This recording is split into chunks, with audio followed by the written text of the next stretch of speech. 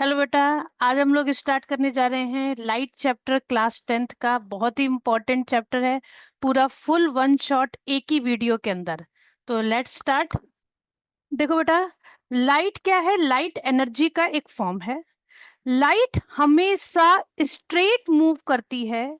Straight move move करने का मतलब क्या हो गया कि लाइट का प्रोपगेशन कैसा होता है? रेक्टिलिनियर प्रोपगेशन होता है। लाइट ऑलवेज स्ट्रेट पाथ में मूव करती है। लाइट की स्पीड 3 × 10⁸ मीटर पर सेकेंड होती है, जो कि फिक्स होती है। लाइट एक इलेक्ट्रोमैग्नेटिक वेव है। इलेक्ट्रोमैग्नेटिक वेव का मतलब ये होता है इलेक्ट्रिक वेव मैग्नेटिक वेव दोनों परपेंडिकुलरली मूव करती हैं। लाइट एक ट्रांसवर्सल वेव है। लाइट एक ट्रांसवर्सल वेव है, इसका मतलब ये होता है कि मीडियम के पार्टिकल जो होते हैं वो वेव के परपेंडिकुलर मूव करते हैं। साउंड वेव में जैसे पैरेलल मूव करते थे, सेम डायरेक्शन में मूव करते थे, यहाँ परपेंडिकुलर मूव करते हैं। मेन टॉपिक जो हमारा है लाइट का, वो लाइट को दो पार्ट में डिवाइड किया हुआ है। One is reflection and one is refraction. अगर मैं रिफ्लेक्शन की बात करूं तो रिफ्लेक्शन का मतलब होता है bouncing back of light from a shiny surface. मतलब अगर मैंने एक शाइनी सरफेस यहाँ पर बना दिया और उस पर अगर मैंने एक लाइट की रे को फॉल कराया, तो लाइट की रे सेम पाथ में, सेम डायरेक्शन में मतलब सेम मीडियम में बाउंस बैक हो जाएगी। इसको हम बोलते हैं रिफ्लेक्शन। ये बाउंसिंग बैक ऑफ लाइट जो होती है, ये पॉलिश और साइनी सरफेस से होती है। अगर डल सरफेस रहेगा, रफ सरफेस रहेगा, तो उतना ही उतना ही कम रिफ्लेक्शन होगा। सबसे बेस्ट रिफ्लेक्टर होता है सिल्वर मेटल। इसी की वजह से हम सिल्वर को मिरर के बैक में यूज करते हैं। नाउ सी, कुछ इंपॉर्टेंट डेफिनेशंस यहाँ पर याद रखना। जैसे अभी अभी मैंने तुमको बताया कि अगर कोई मिरर हो और मिरर पर आप किसी एक लाइट की रे को आप फॉल करा रहे हैं, तो इसको हम बोलते हैं इंसिडेंट रे। अ रे of light which falls on mirror surface, it is called incident ray. जैसे ही आप रे को इंसिडेंट कराएंगे, वैसे ही उस पॉइंट से जहां पर आपने इंसिडेंट कराया, रे क्या होती है? रिफ्लेक्ट हो जाती है इन सेम मीडियम। रे क्या होती है? रिफ्लेक्ट हो जाती है इन सेम मीडियम। इसको हम क्या बोलते हैं बेटा? Reflected ray. तो जो रे रिफ्लेक्ट हो गई, इसको आप बोलोगे रिफ्लेक्टेड रे। और जो रे को आपने फॉल किया, इसको आप क्या बोलोगे? Incident ray. Now see very carefully. अब एक होता है नॉर्मल। नॉर्मल क्या होता है कि जो आपने मिरर का सरफेस बनाया, आपने एक रे को यहां पर फॉल कराया। अब जैसे ही रे को फॉल कराया, इस पॉइंट ऑफ इंसिडेंस पर, ये पॉइंट ऑफ इंसिडेंस होता है, इस पॉइंट ऑफ इंसिडेंस पर एक बार मैं वापस बना दूं।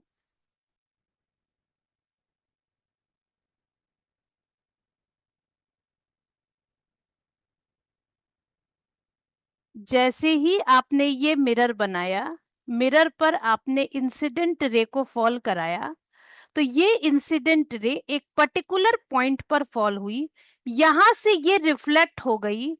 Now this is the reflected ray. अब यहां पर ये जो मिरर है, इस मिरर से इस पॉइंट ऑफ इंसिडेंस पर अगर आप एक परपेंडिकुलर लाइन खींच दो, तो इसी लाइन को हम लोग बोलते हैं नॉर्मल। तो normal is perpendicular line at the point of incidence on the mirror surface. Now angle of incidence क्या होता है? तो देखो, ये जो इंसिडेंट रे और नॉर्मल के बीच में एंगल बन रहा था, इसको हम बोलते हैं एंगल ऑफ इंसिडेंस। और रिफ्लेक्टेड रे और नॉर्मल के बीच में जो एंगल बन रहा है, इसको हम बोलते हैं एंगल ऑफ रिफ्लेक्शन। तो angle of incidence is what? Angle between incident ray and normal.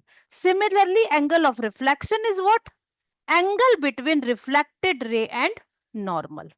Now see, अब ये लॉ ऑफ रिफ्लेक्शन है, ये बहुत इंपॉर्टेंट क्वेश्चन बनाता है। यहाँ पर दो लॉ होते हैं लॉ ऑफ रिफ्लेक्शन के। पहला लॉ ये होता है कि angle of incidence is equals to angle of reflection. कहने का मतलब, अगर मैंने ये मिरर का सरफेस ले लिया और मैंने यहां पर एक नॉर्मल बना दिया, और अब मैंने एक इंसिडेंट रे फॉल कराई, तो वो इंसिडेंट रे जब रिफ्लेक्ट होगी तो वो नॉर्मल के साथ जो एंगल बनाएगी, इंसिडेंट एंगल और reflected angle, these two angles are same. मतलब angle I is equal to angle R. और ये जो इंसिडेंट रे है नॉर्मल है to the mirror at a point of incidence, मतलब ये जो नॉर्मल बनाया गया है, एंड रिफ्लेक्टेड रे, ये तीनों रे कहाँ होंगी? लाई इन सेम प्लेन। ये लॉ सभी तरीके के सरफेसेस के लिए एप्लीकेबल है। ये मत समझना कि सिर्फ मिरर के लिए एप्लीकेबल है, अगर कोई रफ सरफेस है उसके लिए भी एप्लीकेबल है। अब यहाँ ये पॉइंट बहुत इंपॉर्टेंट है, इसको ध्यान से देखना। अगर इंसिडेंट रे तुमने ऑब्लिकली नहीं गिराकर, अगर इंसिडेंट रे तुमने सीधी गिरा दी, सीधी मतलब एकदम 90 डिग्री पर अगर फॉल करा दी इंसिडेंट रे, तो रिफ्लेक्टेड रे उसी पाथ में बाउंस बैक हो जाती है, मतलब यहीं से रिफ्लेक्ट हो जाएगी, and this is same the reflected ray. मतलब एंगल ऑफ इंसिडेंस और एंगल ऑफ रिफ्लेक्शन दोनों यहां पर 0 डिग्री होगा। नाउ सी, अब एक छोटा सा क्वेश्चन कर लेते हैं। वही, a ray of light is incident normally on a plane mirror. रे ऑफ लाइट नॉर्मल पर गिर रही है प्लेन मिरर पर, तो होगा क्या? Angle of incidence is 0 degree and angle of reflection is also 0 degree. अब देखो क्वेश्चन इस तरीके से आ सकता है, a ray of light strike a plane mirror at an angle of 40 degree to the mirror surface. तो मिरर के surface से अगर ये 40 डिग्री बना रहा है तो बेटा ये एंगल आई नहीं है। एंगल आई अभी हम निकालेंगे कैसे? 90 से माइनस करके निकाला जाएगा। Now angle I is 50 degree, and because angle I is 50 degree, therefore angle R should also be equal to angle I, it should also be 50 degree.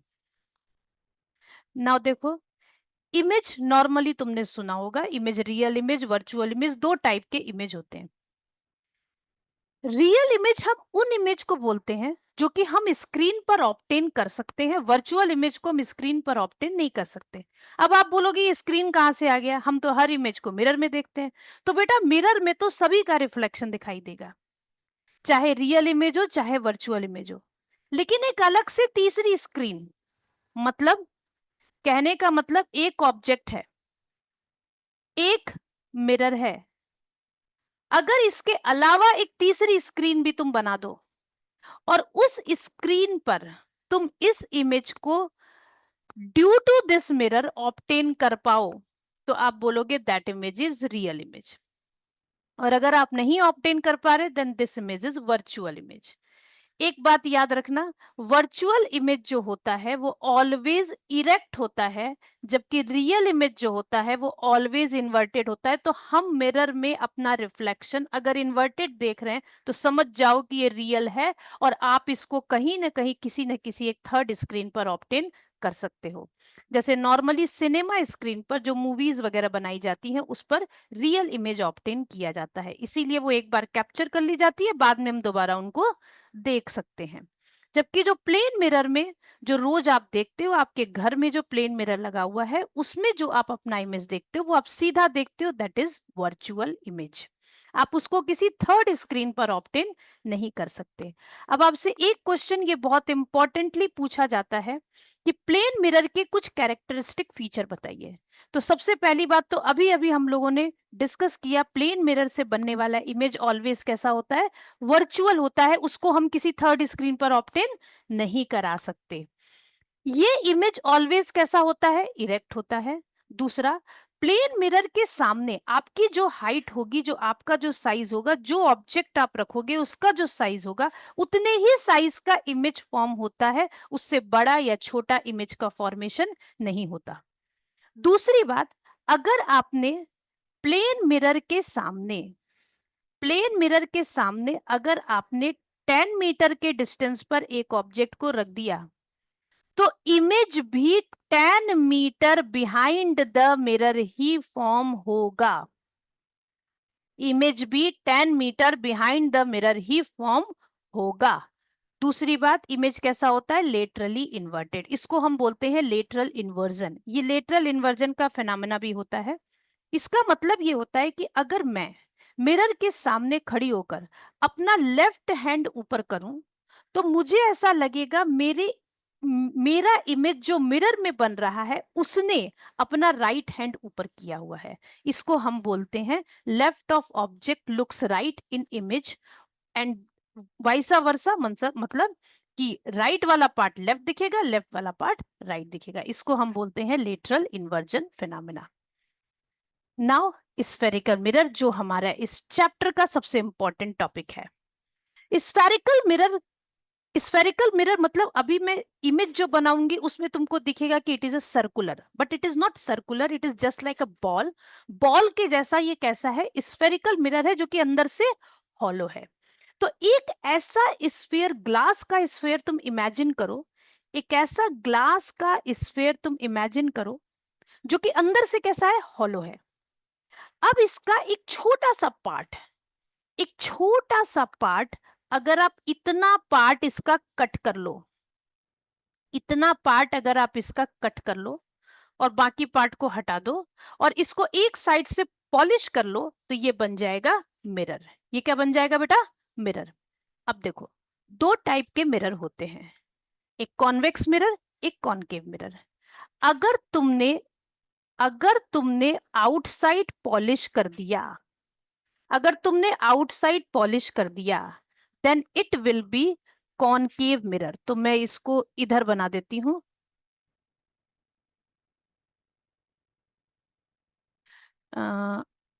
अगर मैंने आउटसाइड पॉलिश कर दिया, अगर मैंने आउटसाइड पॉलिश कर दिया तो ये क्या बन गया, concave mirror. This is converging mirror.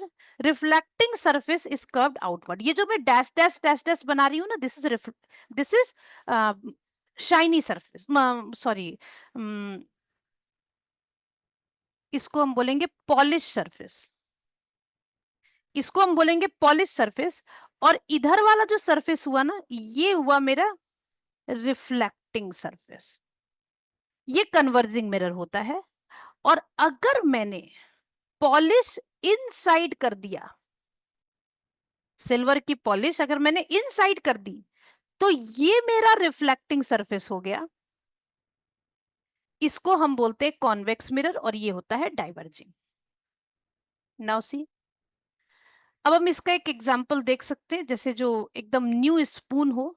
Spoon का अगर आप फ्रंट साइड देखो, स्पून का अगर आप फ्रंट साइड देखो, ये जो स्पून आप यूज करोगे उस स्पून का अगर आप फ्रंट साइड देखो, इधर से अगर आप देखना शुरू करो तो आपको एकदम पास स्पून को लेकर के आ जाओ तो आपको अपना इमेज एकदम बड़ा, इनलार्ज और इरेक्ट सीधा दिखाई देगा। लेकिन जैसे जैसे आप स्पून को दूर लेके जाते जाओगे, आपका इमेज धीरे धीरे धीरे धीरे एक बार के लिए आपको लगेगा छोटा हो रहा है, फिर उसके बाद अचानक से आपका इमेज क्या हो गया, उल्टा हो गया। आपका इमेज कैसा हो जाएगा, उल्टा हो जाएगा, इन्वर्टेड हो जाएगा। उसके बाद से इन्वर्टेड इमेज ही चलने लगेगा।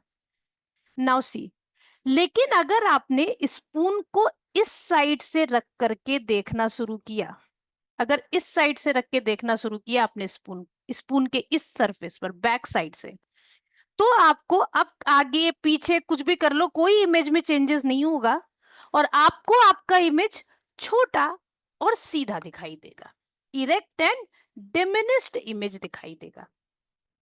नाउ सी, ये आपका कॉन्वेक्स मिरर को रिजेंबल कर रहा है और ये आपका कॉनकेव मिरर को रिजेंबल कर रहा है।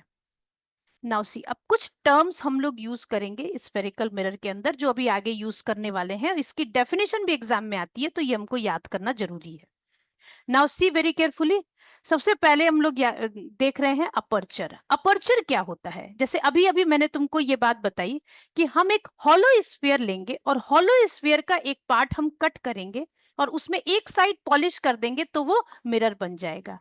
जितना पार्ट हमने कट किया उसकी जो विड्थ थी, इसी को हम बोलते हैं अपर्चर। और नॉर्मली हम स्मॉल अपर्चर का मिरर यूज करते हैं, स्फेरिकल मिरर जो भी होता है, जो भी फॉर्मूलाज हम बनाते हैं वो बहुत स्मॉल अपर्चर के मिरर के लिए बनाते हैं। नाउ सी पोल। पोल क्या होता है? जो भी पार्ट अभी आपने कट किया, हॉलो स्फीयर का जो भी पार्ट आपने कट किया, उसको पॉलिश किया, उसका जो सेंटर है उसको आप क्या बोलोगे? पोल। और इसको हम पी से रिप्रेजेंट करेंगे। नेक्स्ट है सेंटर ऑफ कर्वेचर। आपने जिस भी हॉलो स्फीयर का एक पार्ट कट किया है, उस हॉलो स्फीयर का जो भी सेंटर था, इसको आप बोलोगे सेंटर ऑफ कर्वेचर, और इसको हम कैपिटल सी से रिप्रेजेंट करेंगे।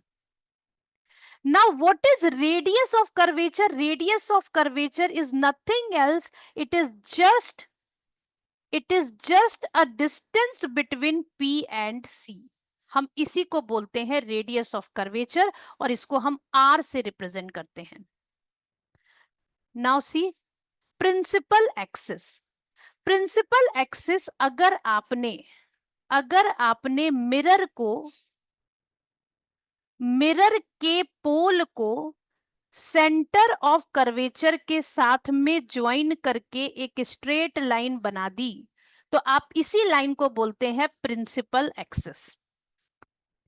मिरर के पोल को अगर आपने सेंटर ऑफ कर्वेचर के साथ ज्वाइन करके एक स्ट्रेट लाइन बना दी, आप इसी को बोलते हैं प्रिंसिपल एक्सिस।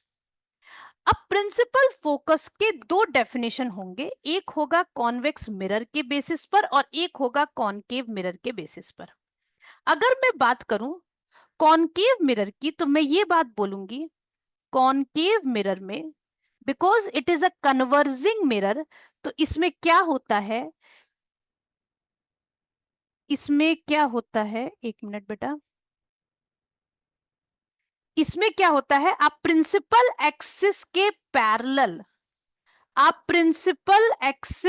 पैरेलल जितनी भी रे डालेंगे, आप प्रिंसिपल एक्सिस के पैरेलल जितनी भी रे डालेंगे, सभी रे after reflection from the mirror actually किसी एक पॉइंट पर मीट कर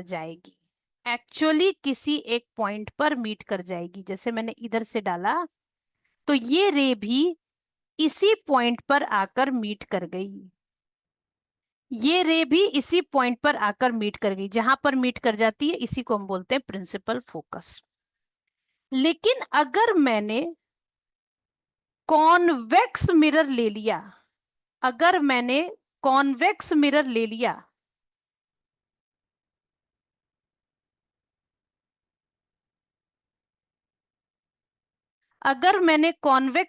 लिया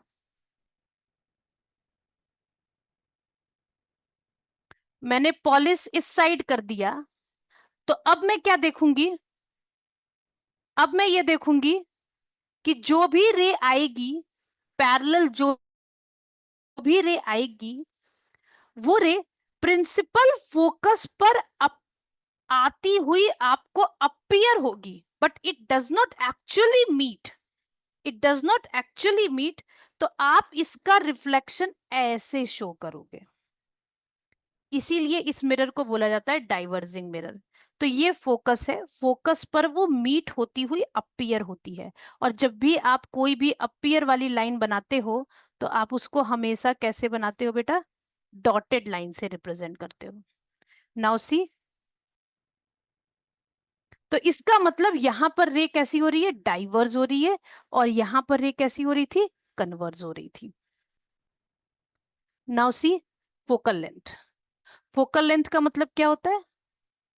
फोकल लेंथ का मतलब होता है कि जो भी आपका पोल से फोकस तक का जो भी डिस्टेंस है, इस डिस्टेंस को हम बोलते हैं फोकल लेंथ। फोकल लेंथ याद रखना, फोकल लेंथ और रेडियस ऑफ कर्वेचर में ये रिलेशन बहुत इंपॉर्टेंट है।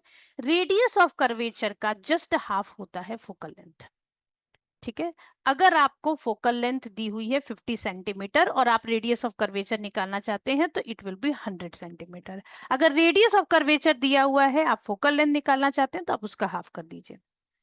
एक और बात अपने दिमाग में रखिएगा, प्लेन मिरर का फोकल लेंथ कैसा होता है? इनफाइनाइट। प्लेन मिरर का फोकल लेंथ कैसा होता है? इनफाइनाइट।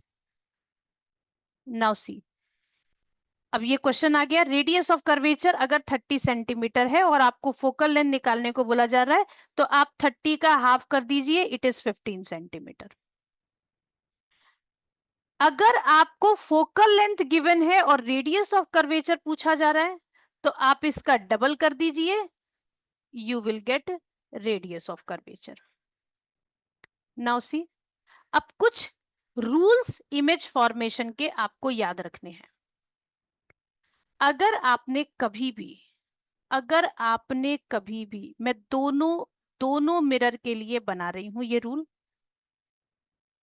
कॉनकेव के लिए भी, कॉन्वेक्स के लिए भी। अगर आपने कोई रे क्या किया, parallel to principal axis fall कराया, तो वो हमेशा कहां से आएगी? फोकस से आएगी। पैरेलल टू प्रिंसिपल एक्सिस अगर आपने फॉल कराया तो वो रे हमेशा फोकस से आएगी। अगर आपने पैरेलल टू प्रिंसिपल एक्सिस कोई रे को फॉल कराया तो वो हमेशा कहां आएगी? फोकस पर आएगी, चाहे कॉन्वेक्स मिरर हो चाहे कॉनकेव मिरर हो। This is convex, this is concave. Similarly अगर आप किसी भी रे को फोकस पर डालोगे तो वो प्रिंसिपल एक्सिस के पैरेलल हो जाएगी। अगर आप किसी भी रे को फोकस पर डालोगे, जैसे मैं दोनों मिरर बना देती हूं,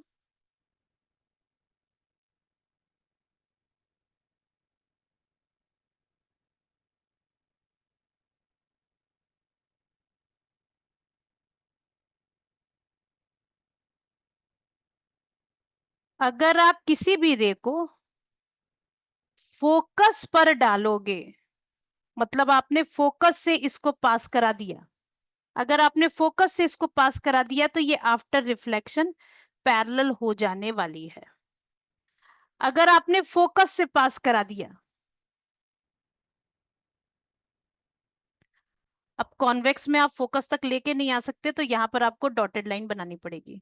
अगर आपने फोकस तक पास कराया, फोकस तक आप लेके आ रहे हैं, तो ये जो है जैसे ही आफ्टर रिफ्लेक्शन होगा, this line will become parallel. तो ये आपका कॉन्वेक्स मिरर है, ये आपका कॉनकेव मिरर है। नाउ सी, ये सब रे डायग्राम आपको आ सकते हैं बनाने के लिए, तो आपको प्रैक्टिस करनी पड़ेगी। अब तीसरा बहुत इंपॉर्टेंट है कि अगर आप सेंटर ऑफ कर्वेचर से पास कराते हैं तो वो सेंटर ऑफ कर्वेचर से ही बैक हो जाना है। जैसे एग्जांपल के लिए मैंने लिया ये कॉनकेव मिरर, ये कॉन्वेक्स मिरर। अब आप ध्यान से देखो, अगर आपने लाइट की रे को पास कराया सेंटर ऑफ कर्वेचर से, सेंटर ऑफ कर्वेचर यहां रहेगा, मान लो फोकस ये रहा, सेंटर ऑफ कर्वेचर यहां बना देती हूँ, फोकस यहां बना देती हूँ। तो सेंटर ऑफ कर्वेचर से अगर आपने पास कराया, सेंटर ऑफ कर्वेचर से अगर आपने पास कराया तो यही इंसिडेंट रे है, यही रिफ्लेक्टेड रे है, यहीं से बाउंस बैक हो जानी है। अगर आपने सेंटर ऑफ कर्वेचर को देखते हुए सेंटर ऑफ कर्वेचर पर यू लाइन को फॉल कराया, सेंटर ऑफ कर्वेचर पर अगर आपने फॉल कराया तो ये सेंटर ऑफ कर्वेचर पर ही बाउंस बैक हो जानी है। ये आपका कॉन्वेक्स मिरर हो गया, ये आपका कॉनकेव मिरर हो गया। बस इतनी सी बात ध्यान रखिएगा कि कॉन्वेक्स मिरर में जो भी आप रेज इधर बना रहे हैं ये ऑलवेज डॉटेड होनी चाहिए। Now see, a ray incident obliquely to the principal axis toward a point P। कहने का मतलब अब मैं रे कहां बनाने वाली हूं बेटा? अब मैं रे बनाने वाली हूं पी पर। तो एक बार के लिए देखते हैं।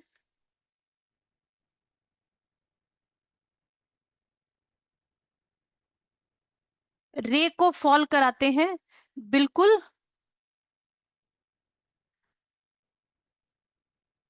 पॉइंट पी पर। This is pole, this is pole. तो बिल्कुल रे को पॉइंट पी पर फॉल कराते हैं। तो पॉइंट पी पर फॉल कराएंगे तो वो सेम एंगल बनाते हुए उसको रिफ्लेक्ट हो जाना है। In this case this principal axis will act as a normal. ये भी आपको याद रखना चाहिए। तो ये एंगल और ये एंगल यहां पर आपको इक्वल करना है। नाउ सी ये डायग्राम बिल्कुल सेम बनेगा कॉनकेव और कॉन्वेक्स के लिए।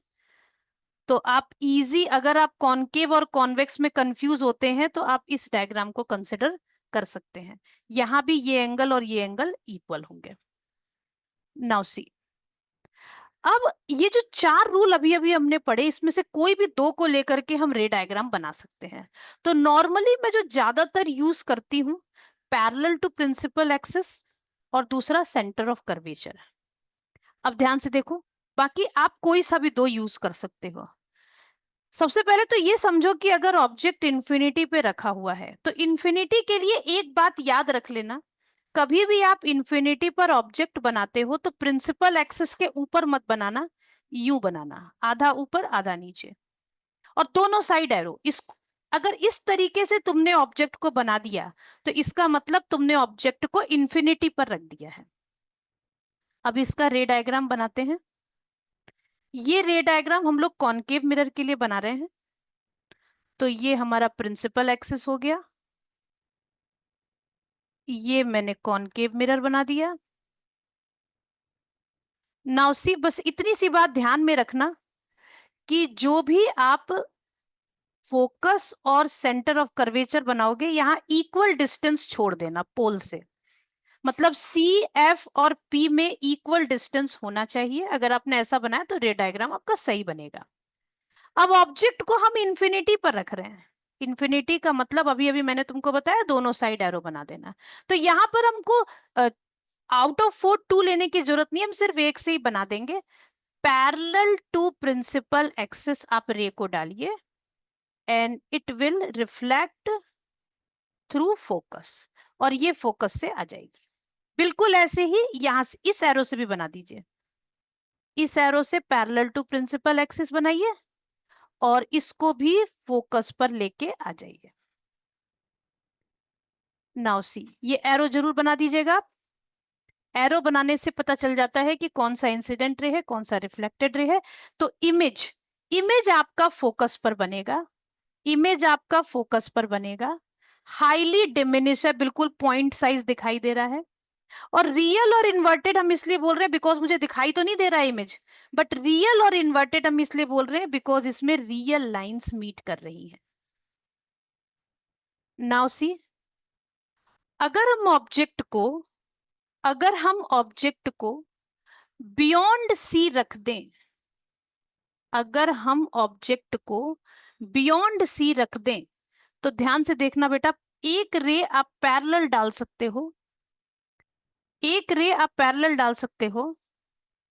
पैरेलल कैसे डालोगे? पैरेलल आप डालोगे तो ये रे फोकस पर आनी चाहिए, ये रे फोकस पर आ जाएगी। और अगर आपने दूसरी रे सेंटर ऑफ कर्वेचर से डाल दी, अगर आपने दूसरी रे सेंटर ऑफ कर्वेचर से डाल दी तो ये इसी डायरेक्शन में बैक हो जाएगी। अब ध्यान से देखो, जो दो रे अभी अभी तुमने रिफ्लेक्ट कराई, this one and this one, इन दोनों ने यहां पर इंटरसेक्शन किया। इस इंटरसेक्शन पॉइंट पर आपको बना देना है इमेज, आपको बना देना है इमेज। तो आपको क्या दिखाई दे रहा है यहां पर? इमेज कहां बन रहा है? Between F and C. I hope आपको दिखाई दे रहा है बेटा। इमेज कहां बन रहा है? Between F and C. Diminish है, देखो ऑब्जेक्ट से थोड़ा छोटा है, रियल है और इन्वर्टेड है। अब देखो, अगर तुमने ऑब्जेक्ट को रख दिया सी पर, अगर तुमने ऑब्जेक्ट को रख दिया कहाँ, सी पर, ऑब्जेक्ट को रख देते हैं सी पर, तो हम लोग क्या देखेंगे, ये सी मान लो, ये एफ मान लिया और ये पी है, इक्वल डिस्टेंस पर हमको बनाना है। अगर हमने ऑब्जेक्ट को रख दिया सी पर, तो हम एक पैरेलल लाइन पास करेंगे, पैरेलल लाइन पास करेंगे, वो आ जानी चाहिए फोकस पर, वो आ जानी चाहिए फोकस पर, पैरेलल रे पास करेंगे, वो आ जानी चाहिए फोकस पर, और जो फोकस से पास करेंगे उसको हो जाना चाहिए पैरेलल।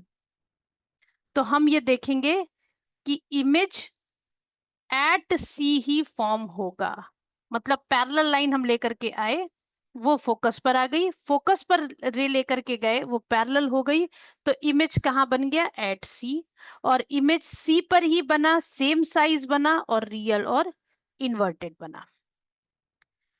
अगर आप ऑब्जेक्ट को रख दोगे बिटवीन सी एंड एफ, अगर आप ऑब्जेक्ट को रख दोगे बिटवीन सी एंड एफ, कहने का मतलब यहाँ मान लो मैंने P बना दिया, यहाँ मान लो मैंने F बना दिया, यहाँ मान लो मैंने C बना दिया, और मैंने ऑब्जेक्ट को रख दिया कुछ यहाँ पर, तो एक लाइन पैरेलल बनाओ, एक लाइन पैरेलल बनाओ, उसको फोकस से ले आओ, उसको फोकस से ले आओ, फोकस से ही लेकर के आना।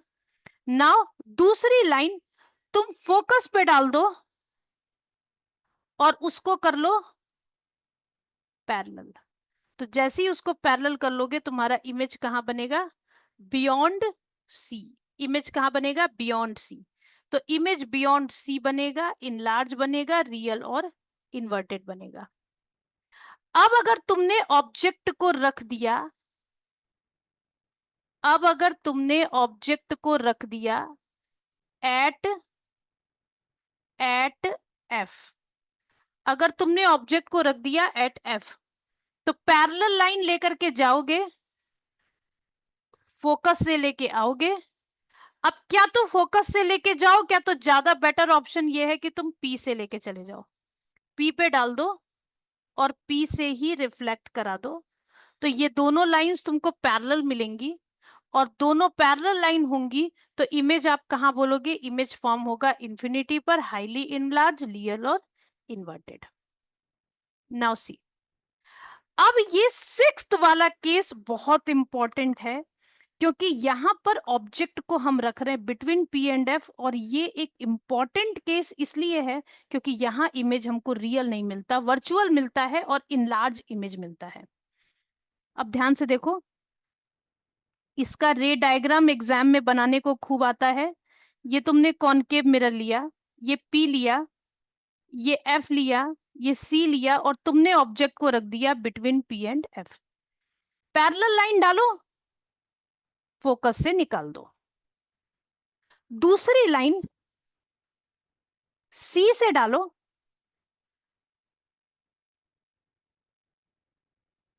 और सी पर ही बाउंस बैक करा दो। अब ये वाली जो लाइन है, ये दोनों लाइन आगे आकर के ब्रॉड हो जाएंगी, तो आप इसको मीट कराओगे पीछे बैक साइड में, पीछे बैक साइड में मीट कराओगे, तो ये यहाँ पर इमेज का फॉर्मेशन होगा, और ये इमेज वर्चुअल इमेज बनेगा, और इमेज कैसा होगा, इरेक्ट होगा, बिहाइंड द मिरर फॉर्म होगा। तो image behind the mirror form हो रहा है, इनलार्ज है, वर्चुअल और इरेक्ट है।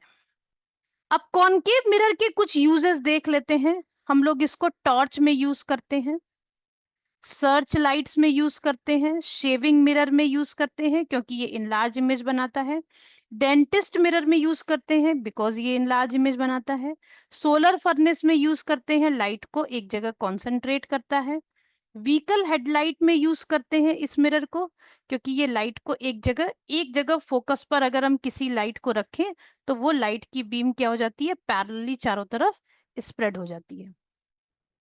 नाउ सी, कॉन्वेक्स मिरर से इमेज का फॉर्मेशन बहुत ही सिंपल है, इसमें सिर्फ दो केस हैं। एक ऑब्जेक्ट को आपको इन्फिनिटी पर रखना है और एक बिटवीन इन्फिनिटी एंड पी, और वैसे ऑब्जेक्ट को आप कहीं भी रखते हैं तो इमेज डिमिनिश्ड और वर्चुअल ही बनता है इसमें। अब ध्यान से देखिएगा, अगर आपने कॉन्वेक्स मिरर ले लिया है, कॉन्वेक्स मिरर में नॉर्मली आप इस साइड पॉलिश करेंगे तो यहाँ पर आपको पीछे बैक साइड में एफ और सी बनाना पड़ता है, दिस इज पी। अब आपने ऑब्जेक्ट को इन्फिनिटी पर रखा है तो ऑब्जेक्ट को इस तरफ मत रखिएगा, लेफ्ट साइड आप इधर रखिएगा। तो इधर आपने ऑब्जेक्ट को रखा तो पहली रे आप पैरेलल डालेंगे तो ये आपकी फोकस पर आनी चाहिए, ये यूं निकल जाएगी। दूसरी रे भी आप पैरेलल डालेंगे, ये भी आपकी फोकस पर निकल जानी चाहिए। तो आपको ऐसा लगेगा कि इमेज कहाँ बन रहा है, फोकस पर बन रहा है। इमेज कहाँ बन रहा है, फोकस पर बन रहा है। इमेज बिहाइंड द मिरर बन रहा है, बहुत ही छोटा है। और वर्चुअल और इरेक्ट हम इसलिए बोल रहे हैं क्योंकि यहाँ डॉटेड लाइन हम लोग यूज कर रहे हैं और ये रियल रेज के फॉर्मेशन से नहीं हो रहा। अब अगर इन्फिनिटी और पी के बीच में आपको बनाने को बोले तो आप सिंपल वही प्रोसेस यूज करिएगा। यहाँ एफ बना लीजिए, यहाँ सी बना लीजिए, यहाँ पी बना लीजिए। अब बिटवीन इन्फिनिटी एंड पी कहीं भी ऑब्जेक्ट को रख दीजिए, पहली रे आप डालेंगे पैरेलल तो इसको आना चाहिए फोकस पर, ये फोकस पे आ जाएगी। और दूसरी रे आप सी पर डाल सकते हैं या पी पर भी डाल सकते हैं। पी पर डालेंगे तो पी से ही रिफ्लेक्ट हो जाएगी, पी पर डालेंगे तो पी से ही रिफ्लेक्ट हो जाएगी। और ये एक रिफ्लेक्टेड रे है, एक ये रिफ्लेक्टेड रे है, इसको आप पीछे मीट कराएंगे तो इमेज का फॉर्मेशन हमेशा बिटवीन पी एंड एफ होता है, बिटवीन पी एंड एफ होता है, बिहाइंड द मिरर बनता है, डिमिनिश इमेज होता है और वर्चुअल और इरेक्ट होता है। तो बहुत आसान है आइडेंटिफिकेशन।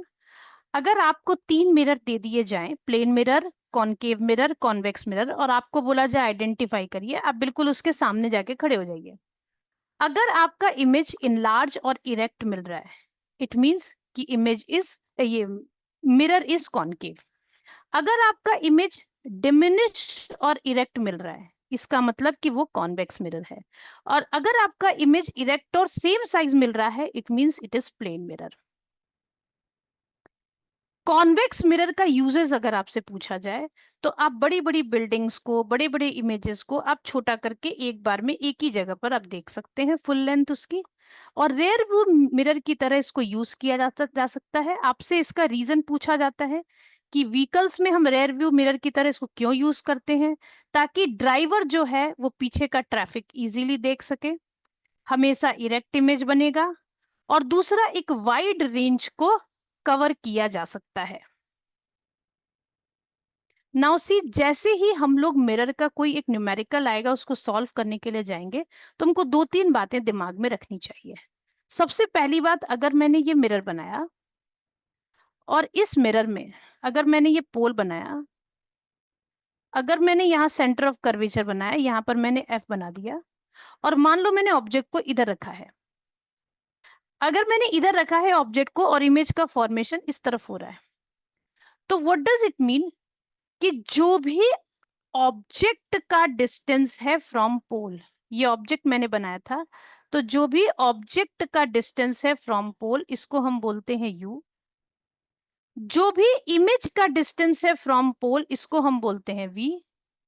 और जो भी फोकस का डिस्टेंस है फ्रॉम पोल इसको हम बोलते हैं f। तो u, v और f तुमको पता होना चाहिए। हम हर डायरेक्शन को ऑब्जेक्ट से पोल तक के डायरेक्शन के पोल तक के डायरेक्शन को हम हमेशा लेते हैं निगेटिव, तो इस वजह से u हमेशा हमारा क्या आता है, निगेटिव। और अगर इमेज भी उसी साइड बन गया मिरर के जिधर हमने ऑब्जेक्ट को रखा हुआ है तो v भी निगेटिव होगा, u तो ऑलवेज निगेटिव होता ही है।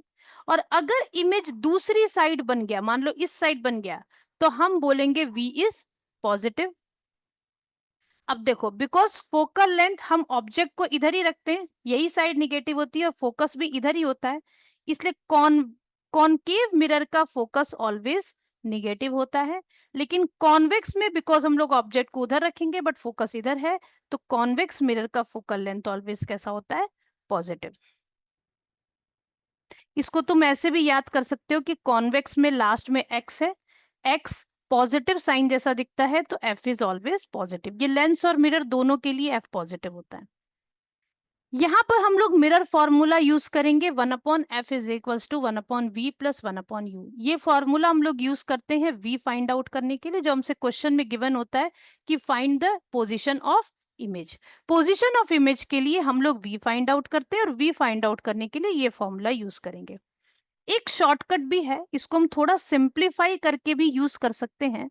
जैसे 1/v हमारा बेसिकली यहाँ से इस फॉर्मूले से क्या बनता, 1/f माइनस 1/u। तो हम लोग इसको डायरेक्ट इस तरीके से यूज कर लेते हैं, u माइनस एफ, ये 1/v है, रेसिप्रोकल करने के बाद v is U F upon u minus F. तो आपसे अगर v पूछा जाए और u और f गिवन हो, तो आप डायरेक्ट ये फॉर्मूला भी लगा सकते हैं।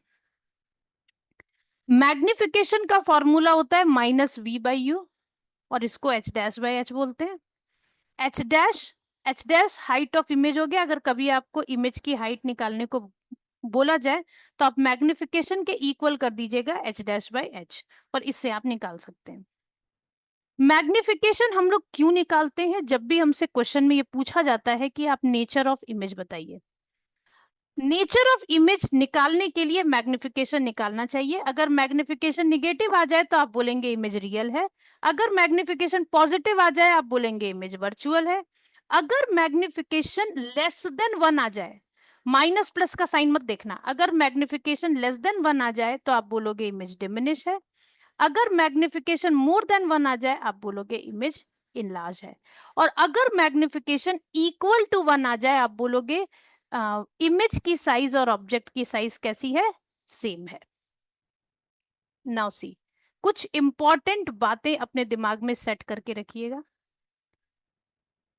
मैग्निफिकेशन की वैल्यू 1 सिर्फ और सिर्फ कॉनकेव मिरर के लिए पॉसिबल है। -1 कॉनकेव मिरर के लिए पॉसिबल है। +1 अगर हम बोलते हैं तो वो प्लेन मिरर के लिए पॉसिबल है। मैग्निफिकेशन की वैल्यू 1, मैग्निफिकेशन की वैल्यू 1 प्लेन मिरर के लिए पॉसिबल है, कॉनकेव या कॉन्वेक्स के लिए पॉसिबल नहीं है। Now see, real, virtual and same size in large image possible सिर्फ कॉनकेव मिरर के लिए होता है। सिर्फ कॉनकेव मिरर के लिए हम रियल, वर्चुअल और सेम साइज का इमेज बना सकते हैं। नाउ सी, ये आइडेंटिफिकेशन है। अगर आप किसी मिरर के सामने खड़े हो जाएं और आपको अपनी हाइट कम दिखाई दे, बिल्कुल सामने खड़े हो जाएं, आपको अपनी हाइट डिमिनिश दिखाई दे, आप बोलेंगे वो मिरर कैसा है? कॉन्वेक्स मिरर है। अगर आपको अपनी इमेज सेम साइज की दिखाई दे, आप बोलेंगे वो मिरर कैसा है? प्लेन मिरर है। और अगर आपको इनलार्ज दिखाई दे, आप बोलेंगे कि वो मिरर कैसा है? कॉनकेव मिरर है। नाउ सी, ये एक बहुत इंपॉर्टेंट क्वेश्चन है। एक स्टूडेंट के पास में 3 कॉनकेव मिरर हैं ऑफ डिफरेंट फोकल लेंथ, और ये स्टूडेंट क्या काम कर रहा है, इसने 3 केसेस लिए हैं। एक बार ऑब्जेक्ट का डिस्टेंस इसने 45 सेंटीमीटर रखा। किस मिरर के लिए? उस मिरर के लिए जिस मिरर का की फोकल लेंथ 20 सेंटीमीटर था। एक दूसरा मिरर जिसका की फोकल लेंथ 15 सेंटीमीटर था, उसने ऑब्जेक्ट को रखा 30 सेंटीमीटर पर। और फिर एक मिरर लिया 30 सेंटीमीटर फोकल लेंथ का, और उसने ऑब्जेक्ट को रखा 20 सेंटीमीटर के डिस्टेंस पर। अब आपको ये बात बतानी है कि 2 properties of image formed in case 1। तो आप यहाँ ये बात दिमाग में रखिएगा कि कभी भी अगर आप फोकल लेंथ से डबल डिस्टेंस, फोकल लेंथ से डबल डिस्टेंस का मतलब क्या हो गया? 40 centimetre is the position of C, और आपने ऑब्जेक्ट को रखा है 45 सेंटीमीटर पर, मतलब it is the beyond C position. तो अगर आपने ऑब्जेक्ट को बियॉन्ड सी रख दिया है तो इमेज जो होगा वो रियल होगा और डिमिनिस्ड होगा। रियल होगा, डिमिनिस्ड होगा, between C and F form होगा।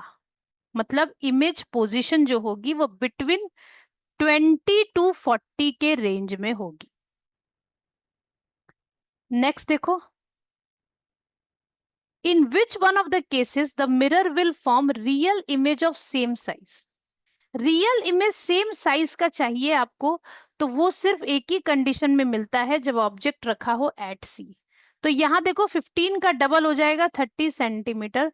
तो इस सेकेंड केस में तुमको दिख रहा है कि ऑब्जेक्ट को रखा गया है एट सी। तो इसका मतलब कि हमको सेकेंड केस में, केस 2 में मुझे रियल इमेज मिलेगा। और क्यों मिलेगा सेम साइज का? इसलिए क्योंकि हमने ऑब्जेक्ट को रखा हुआ है एट सी पर। Name the type of mirror use by dentist. तो डेंटिस्ट उस मिरर को यूज करेगा जहां ऑब्जेक्ट रखा हो between P and F. Between P and F का मतलब होता है less than focal length. Less than focal length वाली डिस्टेंस पर रखा हो। तो लेस देन फोकल लेंथ वाली डिस्टेंस पर ये रखा हुआ है, फोकल लेंथ 30 है और ऑब्जेक्ट को रखा गया है 20 सेंटीमीटर पर। तो इसका मतलब केस 3 आप यूज करने वाले हैं किस चीज के लिए? केस 3 आप यूज करने वाले हैं डेंटिस्ट के मिरर के लिए। Now look at the table and identify the situation which resemble the situation in which concave mirror are used as saving mirror. तो यही केस रहेगा between P and F। Case 3 में ही आपको इनलार्ज इमेज मिलता है, तो इसी को आप शेविंग मिरर की तरह यूज करेंगे। अगर आप इसको रे डायग्राम इसका बनाने को बोला जा रहा है तो आपको वहां से 30-20 का कोई मेजरमेंट नहीं लेना है। आपको सीधा between P and F object को रख करके उसका रे डायग्राम फॉर्म कर देना है। अब आप पी से रख के बना लीजिए और इसको पीछे मीट करा लीजिए। इस तरीके से रे डायग्राम जो भी बताया था मैंने आपको, इस तरीके का रे डायग्राम आप बना लेंगे। अब देखिए ये क्वेश्चन भी बहुत इंपॉर्टेंट है। A student has focus the image of candle flame on a white screen. सबसे पहली बात, यहाँ सबसे पहले तो ये समझ जाओ, यहाँ तो कॉनकेव मिरर गिवन है। अगर यहाँ इन्होंने व्हाइट स्क्रीन पर कोई इमेज ऑब्टेन की बात कर ली है तो स्क्रीन पर इमेज ऑब्टेन हो रही है, इसका मतलब मिरर तुम्हारा कॉनकेव है।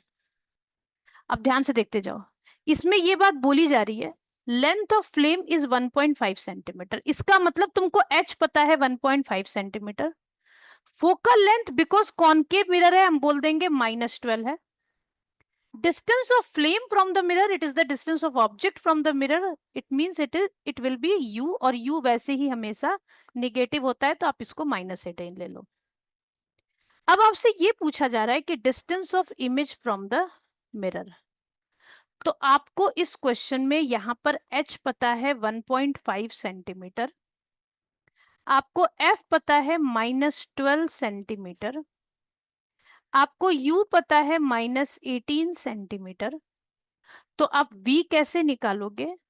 v आप फॉर्मूला लगा दो, uf upon u minus F, it is what?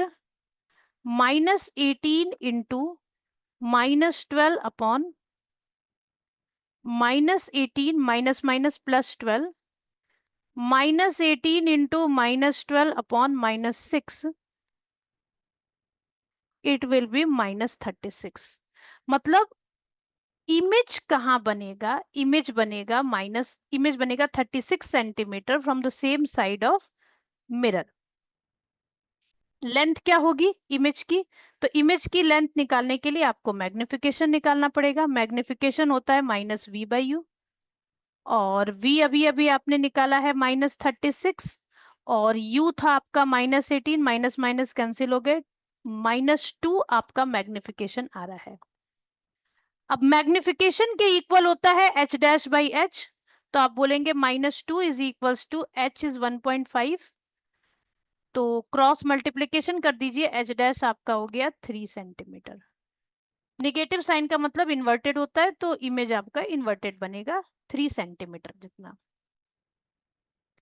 Next आपसे पूछा जा रहा है the distance between the mirror and the flame is reduce to 10 centimetre.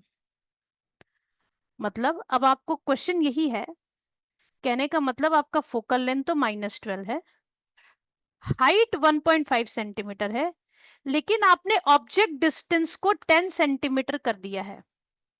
Object distance को आपने 10 सेंटीमीटर कर दिया है। तो इसका मतलब ये हुआ, इसका मतलब ये हुआ कि आपको u लेना है माइनस का 10, f आपका -12 है, what would be observed on the screen। तो सबसे पहली बात तो ये ऑब्जेक्ट का जो डिस्टेंस है वो बिटवीन p एंड f हो गया, तो यहाँ पर वर्चुअल इमेज का फॉर्मेशन होगा। तो आप बोलेंगे no image will be obtained on screen. आप स्क्रीन पर ऑब्टेन ही नहीं कर सकते because it is virtual image. Ray diagram आपको बनाने के लिए बोला जा रहा है, आप बिटवीन p एंड f वाले केस का बना लेंगे ray diagram. Now see, a truck uses a convex mirror. A truck uses a convex mirror as a rear view mirror whose radius of curvature is 2 metre. तो आप इसमें radius of curvature आपको पता है 2 metre है। Maruti car is coming behind the truck at a distance of 10 metre. तो सबसे पहले तो यहाँ से आप फोकल लेंथ निकाल लीजिए। Focal length radius of curvature का आधा होता है, it will be 1 metre, because convex है तो आप इसके फोकल लेंथ को पॉजिटिव कर देंगे। नाउ सी, u आपका हमेशा नेगेटिव होता है, इट वुड बी 10 मीटर, और आपको position of image of car and the size of image of car आपको निकालना है। तो पोजीशन आपको v निकालना है, v आप सिंपल फॉर्मूला यूज कर लीजिए, U F upon you minus F. तो -10 इंटू +1 अपॉन -10 -1,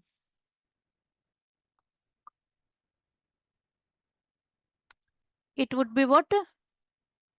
-10 अपॉन -11। तो 10/11 सेंटीमीटर के डिस्टेंस पर इमेज का 10/11 मीटर के डिस्टेंस पर, सॉरी, मीटर के डिस्टेंस पर इमेज का फॉर्मेशन होगा। और साइज जो होगा इट वुड बी, बिकॉज आपको ट्रक की साइज नहीं पता है तो आप यहां बोल देंगे size would be diminished.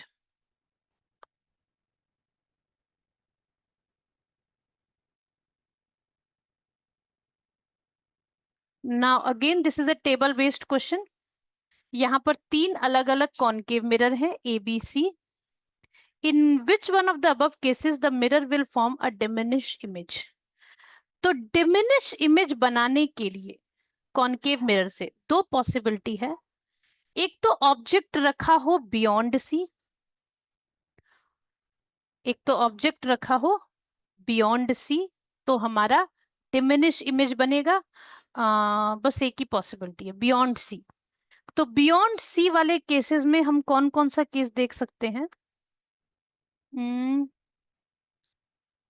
Focal length 20 है, तो 20 का डबल कर लीजिए 40, तो ये वाला केस है बियॉन्ड सी। 15 का डबल कर लीजिए 30, ये बियॉन्ड सी का केस नहीं है, ये बियॉन्ड सी का केस नहीं है। तो इसका मतलब बियॉन्ड सी कहाँ रखा हुआ है? फर्स्ट केस में, case 1। Two properties of image of case 2। Case 2 में आप देख रहे हैं 15 का जस्ट डबल है, मतलब ऑब्जेक्ट सी पर रखा हुआ है। तो आप यहां पर ये बोलेंगे सेम साइज रियल और एट सी इमेज का फॉर्मेशन होगा। What is the nature and size of image form by mirror C? तो मिरर सी में आप देख रहे हैं बिटवीन सी एंड एफ रखा हुआ है, तो इमेज कैसा बनना चाहिए? बिटवीन पी एंड एफ रखा हुआ है तो इमेज कैसा बनना चाहिए बेटा? इमेज बनेगा virtual and erect and enlarge image का फॉर्मेशन होगा। Now an object is placed at a distance of 18 centimeter from the pole mirror of concave mirror, focal length 12 centimeter। तो कॉनकेव मिरर है, focal length minus का 12 हो जाएगा क्योंकि concave के लिए माइनस लेते हैं आप। u ऑलवेज नेगेटिव होता है, -18 ले लीजिए, और आपको v निकालना है। यहाँ पर सिंपल फॉर्मूला आप लगा लीजिए, uf u minus F. -18 into -12 upon -18 minus minus +12, it would be -18 into -12 divided by -6, cancel करिए, वही आपका -36 सेंटीमीटर आंसर आ गया। I hope this is clear. Now हम लोग आ रहे हैं the another part, that is refraction. Refraction का मतलब क्या होता है? Bending of light when light passes from one medium to another. कहने का मतलब अगर आपके पास ये एक मीडियम हो, मान लीजिए ऊपर आपके पास एयर है, नीचे आपके पास वाटर है, और लाइट की रे को आप ऑब्लिकली ऐसे डाल रहे हैं, तो बिल्कुल स्ट्रेट लाइट की रे, जो आपने अजम्पशन किया हुआ है कि बिल्कुल स्ट्रेट आ जाएगी, ऐसी नहीं आएगी। लाइट की रे हल्की सी बेंड हो जाएगी। मैं यहाँ पर एक नॉर्मल बना लेती हूँ। तो टुवर्ड्स द नॉर्मल लाइट की रे बेंड हो जाती है अगर हम किसी रेयरर मीडियम से डेंसर मीडियम में आ रहे हैं तो। लेकिन इसी के अपोजिट, अगर हम किसी डेंसर मीडियम से, जैसे हम वाटर से अगर हम एयर में आ रहे हैं, वाटर से अगर हम एयर में लाइट की रे को डाल रहे हैं, तो होगा क्या कि लाइट की रे सीधी नहीं आएगी और वो अवे फ्रॉम नॉर्मल हो जाएगी, मतलब नॉर्मल से उसको दूर लेकर के आपको जाना होगा। तो डेंसर टू रेयरर में जब भी लाइट की रे आती है, डेंसर टू रेयरर में जब भी लाइट की रे आती है, तो वो अवे फ्रॉम नॉर्मल हो जाती है। अब आप पूछेंगे कि what is the cause of this refraction. तो कॉज उसका ये होता है कि हर मीडियम में लाइट की स्पीड अलग अलग होती है। किसी भी दो मीडियम में लाइट की स्पीड कभी भी सेम नहीं होती। इसी वजह से लाइट की स्पीड क्या होती है? बदलती है, और उसकी वजह से लाइट बेंड होती है। तो लाइट की स्पीड कम होती है डेंसर मीडियम में, और लाइट की स्पीड ज्यादा होती है रेयरर मीडियम में। इसी की वजह से जैसे ही लाइट एंटर करता है डेंसर मीडियम के अंदर फ्रॉम रेयरर मीडियम, उसकी स्पीड रिड्यूस हो जाती है और वो टुवर्ड्स द नॉर्मल बेंड कर जाता है। और जैसे ही लाइट डेंसर मीडियम से रेयरर मीडियम में आता है, उसकी स्पीड बढ़ जाती है और वो नॉर्मल से दूर भाग जाता है। जैसे आपने लॉज ऑफ रिफ्लेक्शन पढ़ा था, वैसे ही लॉज ऑफ रिफ्रैक्शन है। लॉज ऑफ रिफ्रैक्शन में भी यही बात होती है। लॉज ऑफ रिफ्रैक्शन में भी यही बात होती है कि कोई लाइट की रे मान लो आई और वो यूं बेंड हो गई, तो इसका मतलब incident ray, this was incident ray, this was refracted ray, और ये आपका नॉर्मल हो गया। ये point normal to the interference, ये पॉइंट हो गया, ये इंटरफेरेंस सरफेस हो गया। तो यहाँ पर जो भी रे आप डालेंगे, वो रे, इंसिडेंट रे, रिफ्रैक्टेड रे, नॉर्मल, सभी एक ही प्लेन में होंगे। Second law is Snell's law. Snell's law ये है कि ये जो एंगल आई बनेगा और ये जो एंगल आर बनेगा, एंगल आई और एंगल आर का साइन रेशियो एक कांस्टेंट होगा, जो पर्टिकुलर इस मीडियम टू इस मीडियम के लिए ही कांस्टेंट होगा। इसको हम बोलेंगे रिफ्रैक्टिव इंडेक्स। फॉर एग्जाम्पल, जैसे मान लो मैंने बोला this is medium 1, this is medium 2, तो हम ये बात बोलेंगे मीडियम 2 का refractive index with respect to medium 1, it is equal to sine I by sine R. और ये मीडियम जब तक सेम रहेगा तब तक ये रिफ्रैक्टिव इंडेक्स भी सेम रहेगा। किसी भी मीडियम का रिफ्रैक्टिव इंडेक्स अगर हम ले लें विथ एयर, एयर के रेस्पेक्ट में अगर हम ले लें, तो उसको हम बोलते हैं एब्सोल्यूट रिफ्रैक्टिव इंडेक्स। और दूसरा, अगर हम किसी मीडियम का एक मीडियम का दूसरे मीडियम के रेस्पेक्ट में लें, तो उसको हम इस तरीके से लिखते हैं। अगर आपको कभी लिखा हुआ दिखाई दे रहा है N12, इसका मतलब आप समझ लीजिए कि आपको मीडियम 2 का रिफ्रैक्टिव इंडेक्स निकालना है with respect to medium 1। Air या वैक्यूम के रेस्पेक्ट में अगर हम ले रहे हैं तो हम उसको बोल रहे हैं एब्सोल्यूट रिफ्रैक्टिव इंडेक्स। सबसे कम रिफ्रैक्टिव इंडेक्स एयर का होता है और सबसे ज्यादा रिफ्रैक्टिव इंडेक्स डायमंड का होता है। रिफ्रैक्टिव इंडेक्स और स्पीड ऑफ लाइट में एक रिलेशन है। जैसे एब्सोल्यूट रिफ्रैक्टिव इंडेक्स का अगर आपको फॉर्मूला लिखने को बोला जाए, तो आप बोलेंगे speed of light in air upon आपको जिस भी मीडियम का निकालना है उस मीडियम में स्पीड की light, speed of light in medium. आपको ये बात पता होनी चाहिए कि लाइट, एयर में लाइट की स्पीड या वैक्यूम में 3 × 10⁸ मीटर पर सेकेंड होती है।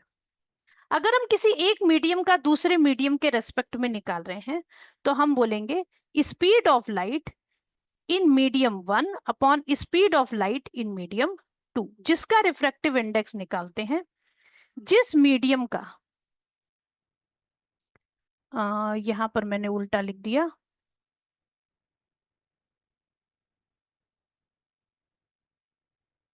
हम जिस मीडियम का रिफ्रैक्टिव इंडेक्स निकालते हैं, जैसे हम मीडियम 1 का रिफ्रैक्टिव इंडेक्स निकाल रहे हैं, तो मीडियम 2 की लाइट, मीडियम 2 में स्पीड ऑफ लाइट ऊपर रखनी चाहिए और मीडियम 1 में नीचे रखनी चाहिए।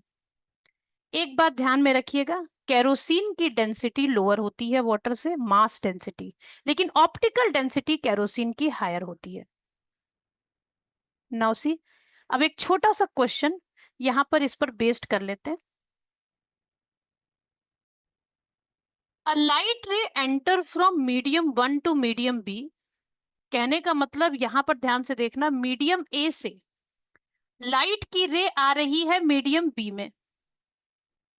अब आपको क्या लग रहा है कि लाइट की रे को आना चाहिए था ऐसे, बट वो टुवर्ड्स द नॉर्मल क्या हो गई, बेंड हो गई। तो टुवर्ड्स द नॉर्मल अगर बेंड हो गई है तो इसका मतलब ये मीडियम होना चाहिए था रेयरर और ये मीडियम होना चाहिए था डेंसर।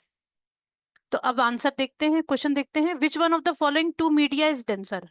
तो obviously medium B is denser. Justify your answer, तो हम ये बात बोलते हैं कि मीडियम बी में light towards the normal bend हो गई। If the speed of light in medium A is VA and medium B is VB, what is the refractive index of B with respect to A? तो देखो मैंने तुमको ये बात बोली कि अगर तुमको रिफ्रैक्टिव इंडेक्स ऑफ B निकालना है विथ रिस्पेक्ट टू A, तो लाइट की स्पीड आप मीडियम B में नीचे रखना और मीडियम A में ऊपर रखना। तो बिकॉज यहाँ पर VA और VB के टर्म में गिवन है तो आप बोलोगे VA अपॉन VB। ये आपका आंसर हो गया। Now see, a ray of light starting from diamond is incident on the interface separating diamond and water। मतलब ये इंटरफेस तुमने बना दिया डायमंड और वाटर के बीच में। Ray of light starting from diamond, मतलब डायमंड से स्टार्ट होकर के वो वाटर में जा रही है। Draw a labelled ray diagram to show the refraction of light in this case. तो ऑब्वियसली डायमंड ज्यादा डेंसर होता है कंपेयर टू वाटर, तो डेंसर टू रेयरर में अगर आप आएंगे तो अवे फ्रॉम नॉर्मल हो जाएंगे। तो आपको इस तरीके से डायग्राम बना देना है। Absolute refractive index of diamond is 2.42।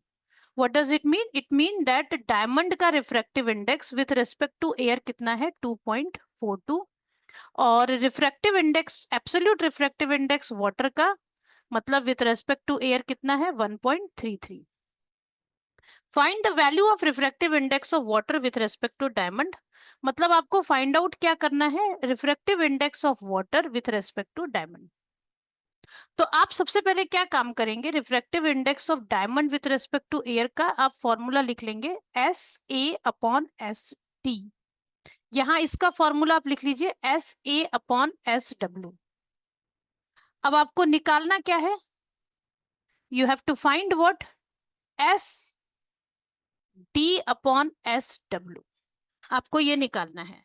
तो आप सिंपल काम क्या करिए, बिकॉज ये आपको डिनोमिनेटर में ही चाहिए SW, बट ये आपको रेसिप्रोकेट करना है, तो आप 2.42 को लिख दीजिए 1/2.42 और 1.33 के साथ इसको मल्टीप्लाई कर दीजिए।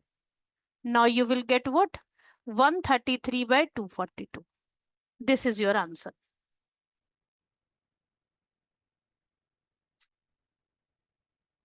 Now see, refraction through glass slab. Glass slab का आपको बेसिकली डायग्राम दिमाग में होना चाहिए, डायग्राम आपको पढ़ना है इंपॉर्टेंटली। ये एक ग्लास स्लैब होगा। ग्लास स्लैब में आप एक नॉर्मल यहाँ पर पहले ड्रॉ कर लीजिए। अगर आप एक ऑब्लिक रे यहाँ पर डालेंगे, तो ऑब्लिक रे अगर आप डालेंगे तो वो टुवर्ड्स द नॉर्मल बेंड हो जानी चाहिए।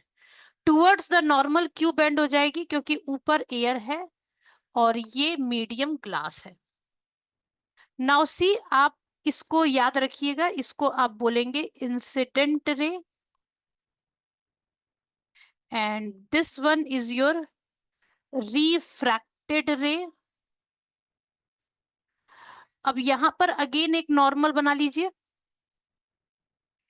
और अब रे बिकॉज ग्लास से एयर में आ रही है तो अब आप इसको अवे फ्रॉम नॉर्मल कर दीजिए। नाउ सी, नाउ अब आप इस रे को बोलेंगे इमरजेंट रे। और अगर आपने इस इंसिडेंट रे को थोड़ा और आगे तक स्प्रेड कर दिया, एक्सटेंड कर दिया, तो आप बोलेंगे कि incident ray and emergent ray is parallel to each other. और इन दोनों के बीच का जो ये डिस्टेंस होता है इसको हम बोलते हैं लेटरल डिस्प्लेसमेंट या लेटरल शिफ्ट। ठीक है, इंपॉर्टेंट चीज मुझे यहां पर क्या क्या याद रखनी है? This is angle I, this is angle E, and sorry, this is angle R, and this is angle E. Angle of incidence, angle of refraction, angle of emergence.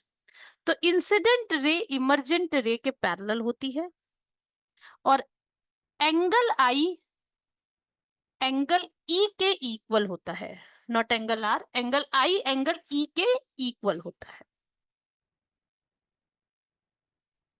अच्छा, अगर कभी आपको कोई डेप्थ से रिलेटेड क्वेश्चन आ जाए तो आप ये दिमाग में रखिएगा, रिफ्रैक्टिव इंडेक्स जो होता है वो रियल डेप्थ, जो एक्चुअल में डेप्थ होता है और जो हमको दिखाई दे रहा है, उन दोनों का एक रेशियो होता है।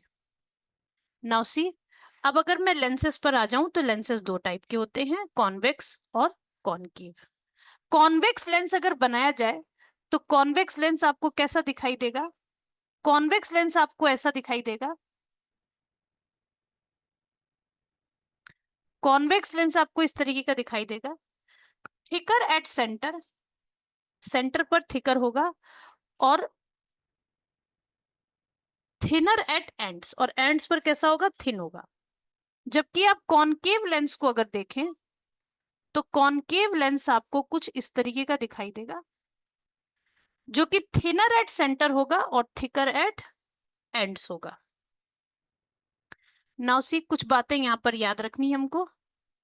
जैसे अगर मैंने कॉन्वेक्स लेंस लिया तो यहां पर आप एक एक्सिस यहां पर ड्रॉ कर दीजिएगा ऑलवेज, और इस एक्सिस का जो सेंटर होगा इसको हम बोलते हैं O, it is optical centre.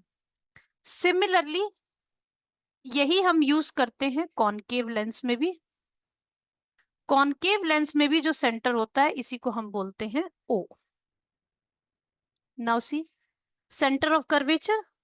Centre of curvature किसको बोलते हैं? सेंटर ऑफ कर्वेचर उसको बोलते हैं जहां पर की जो स्फीयर है, जो स्फीयर का एक पार्ट जो हम ले रहे हैं, इसका सेंटर जहां पर होगा इसको हम बोलेंगे C1।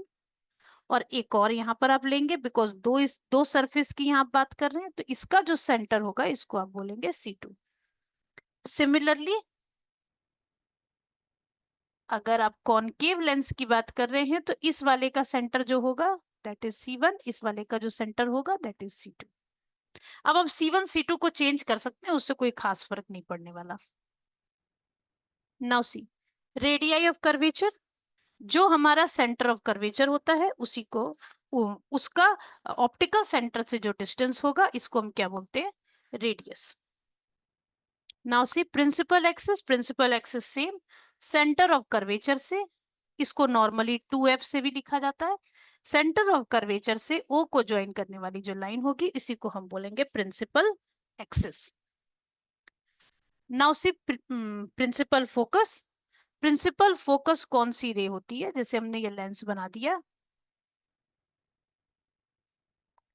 लेंस में जो भी पैरेलल बीम ऑफ लाइट आती है, पैरेलल बीम ऑफ लाइट एक जगह क्या होती है?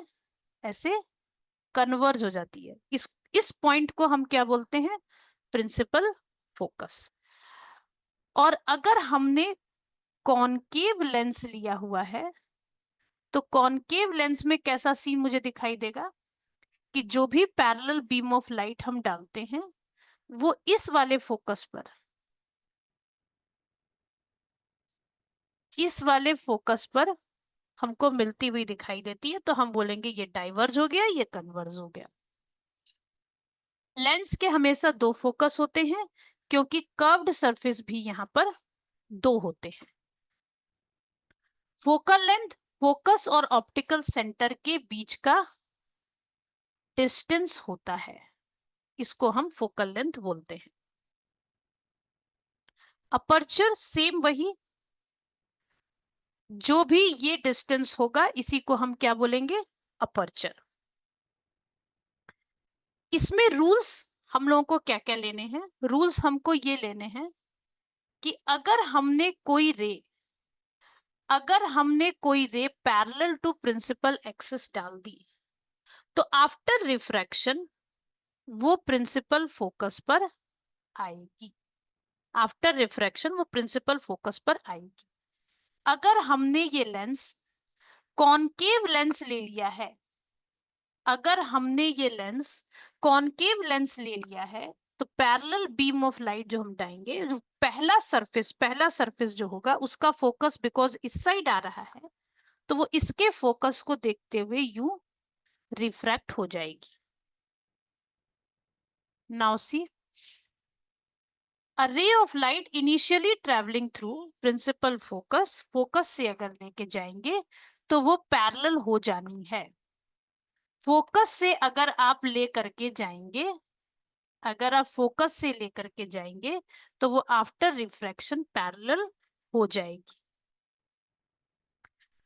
अगर आप ऑप्टिकल सेंटर से लेकर के आएंगे, अगर आप ऑप्टिकल सेंटर से लेकर के आएंगे तो वो बिल्कुल स्ट्रेट आपको लेकर के जाना है, चाहे दोनों में से कोई भी मिरर आप, कोई भी लेंस आप यूज कर रहे हो। नाउ सी, अब बिकॉज कॉन्वेक्स लेंस के बिल्कुल कॉनकेव मिरर की तरह 6 केसेस यहाँ पर बनेंगे, तो एक एक करके देखते जाते हैं। इन्फिनिटी के लिए मैंने तुम लोगों को सबसे पहले ही बता दिया था, इन्फिनिटी का रे डायग्राम हम कैसे बनाते हैं, दोनों साइड ऊपर नीचे एरो बनाते हैं। यहाँ भी आप केस ले लीजिएगा 2C1 2F1 सॉरी, और F1 F2 2F2 you marking कर लीजिए, इसको आप O मार्क कर लीजिए। अब आप क्या बोलेंगे, पैरेलल बीम ऑफ लाइट डालिए, फोकस से निकाल दीजिए, यहाँ भी पैरेलल डालिए, फोकस से निकाल दीजिए। तो इमेज आपका कहाँ बनेगा, at F2, real and inverted, extremely diminish. अब दूसरा देखिए, ऑब्जेक्ट इज बियॉन्ड 2F1, तो हम क्या काम करते हैं, ऑब्जेक्ट को रख देते हैं, ये F1 ले लीजिए, ये 2F1 ले लीजिए और ऑब्जेक्ट को इधर रख दीजिए, और यहाँ पर आप F2 बना लीजिए, यहाँ पर आप 2F2 बना लीजिए। जैसे ही आप पैरेलल बीम ऑफ लाइट लेकर के आएंगे ये फोकस से निकल जाएगी। और दूसरी रे आप ऑलवेज O से क्रॉस करते हुए बना दीजिए, तो आप देखेंगे इमेज का फॉर्मेशन कहाँ हो गया, बिटवीन F2 एंड 2F2। तो इमेज का formation between F2 and 2F2 हो जाएगा, ये थोड़ा सा डिमिनिश इमेज बनेगा और रियल और इन्वर्टेड बनेगा। Now see, when object is at 2F1, अगर हम ऑब्जेक्ट को रख देते हैं 2F1 पर, अगर हम ऑब्जेक्ट को रख देते हैं 2F1 पर, तो हम क्या देखेंगे, हम क्या देखेंगे कि जैसे ही पैरेलल बीम ऑफ लाइट लेकर के आएंगे वो तो F2 से निकाल दीजिए और इसको आप सीधा यहीं से निकाल दीजिए, आप देखेंगे इमेज का भी फॉर्मेशन 2F2 पर हो जाएगा। तो 2F1 पर रखिएगा तो 2F2 पर इमेज का फॉर्मेशन होगा, रियल और इन्वर्टेड और सेम साइज, जो बिल्कुल आपको एट C का केस मिलता है। When object is between F1 and 2F1, मतलब हमने इस बार ऑब्जेक्ट को कहां रख दिया है, हमने इस बार ऑब्जेक्ट को कहां रख दिया है, बिटवीन F1 एंड 2F1, हमने ऑब्जेक्ट को यहाँ पे रख दिया, तो पैरेलल ले आप लेकर के जाएंगे, फोकस से निकाल देंगे। दूसरी रे आप ऑप्टिकल सेंटर से बिल्कुल ऐसे निकाल देंगे तो आपके इमेज का फॉर्मेशन कहाँ होगा, बियॉन्ड 2f2।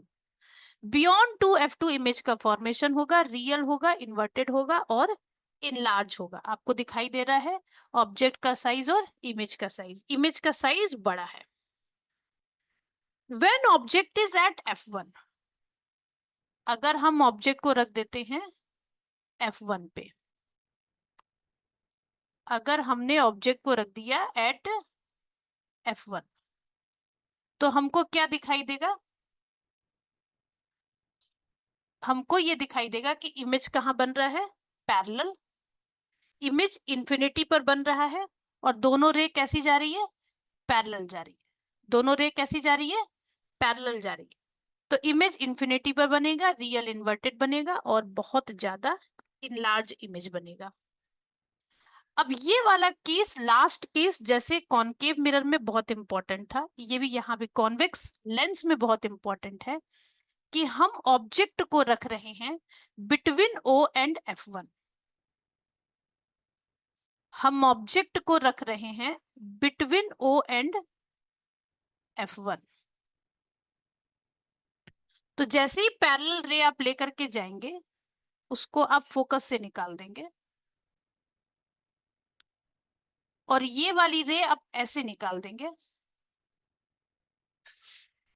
तो आप देखेंगे यहां पर दोनों ब्रॉड हो रही है और जैसे ही आप पीछे इनको मीट कराएंगे तो ये रेज आपकी पीछे की तरफ मीट हो जाएंगी और इमेज का formation same side of object हो जाएगा और ये इमेज इनलार्ज होगा और इरेक्ट होगा। इरेक्ट और इनलार्ज इमेज हमको मिल जाएगा जिसको मैग्नीफाइंग ग्लास में यूज करते हैं। अगर आप कॉनकेव लेंस का केस लेते हैं तो कॉनकेव लेंस के केस में अगर आपने ऑब्जेक्ट को रख दिया एट इंफिनिटी तो जो भी रे आप लेकर के आएंगे वो यहां इस वाले F1 को देखते हुए इधर और इधर निकल जाएगी।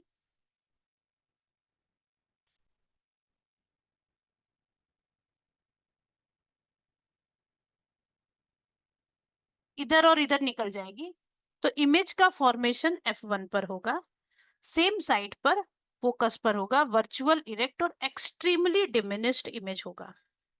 लेकिन अगर हम इंफिनिटी पर नहीं रख करके, अगर हम इंफिनिटी पर नहीं रख करके ऑब्जेक्ट को कहीं भी किसी भी पोजीशन पर रख देंगे, किसी भी पोजीशन पर अगर आपने ऑब्जेक्ट को रख दिया, हर पोजीशन पर सेम इमेज का फॉर्मेशन होगा।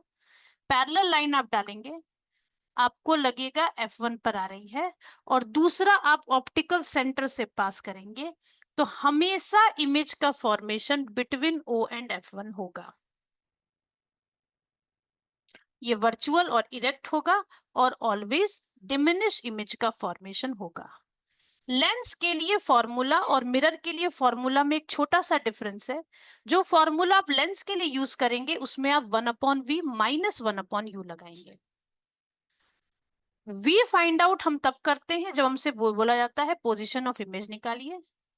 यू बिल्कुल वही, जैसे मान लीजिए आपने ये लेंस बना लिया, यहाँ पर पॉइंट आपने ओ ले लिया, यहाँ पर आपने ऑब्जेक्ट को रखा है तो ऑब्जेक्ट का डिस्टेंस ओ से, इसको हम बोलते हैं यू।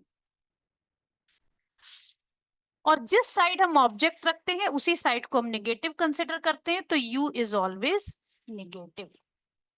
और अगर इमेज इसी साइड में बन गया, इस साइड में अगर बन गया तो v नेगेटिव होगा, अगर इमेज इस साइड में बन गया तो v पॉजिटिव होगा।